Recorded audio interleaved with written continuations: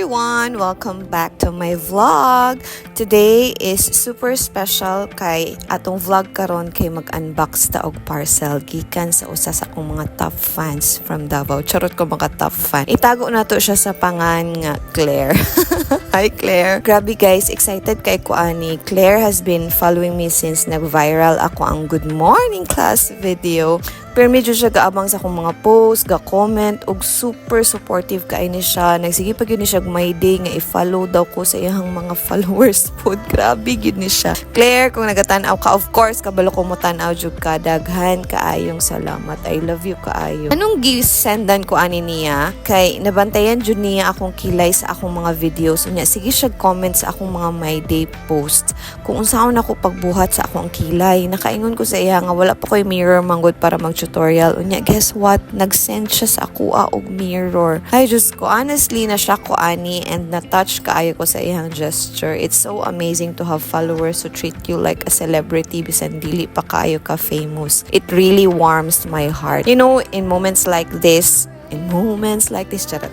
In moments like this nga ma-realize jud nako unsa ko kaswerte nga na ako'y mga inani nga mga followers. Bahalag na yung mga bashers, focus lang ta sa mga tawo nga motuod jud nato ug makita ang kaayo sa atong kasing-kasing. Grabe. Claire, wala ka kabaloon sa kadako ang imong impact sa ako.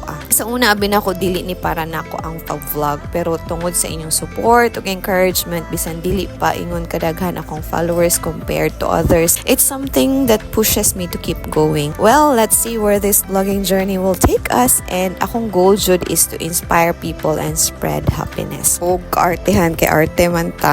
So, tanan nako nga mga followers, daghan kaig salamat sa inyong pagtuon ako and sa tanan nga nagatan-aw ani. Remember, it's not about the number of followers you have, but the quality of connections you make. So keep believing in yourself and stay positive. So thank you for joining me in this unboxing, and don't forget to like and share. This is your Maarting teacher reminding you to always see the good in every situation and to keep spreading love and joy. Until next time.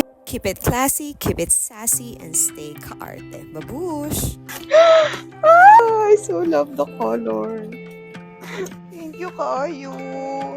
Oh, ay gwapo kaayo. Jaran! Pagkadako. Oh, sorry. Yes, ha? Wow! Thank you ulit, Claire. I love you. Mwah! Hope to see you soon.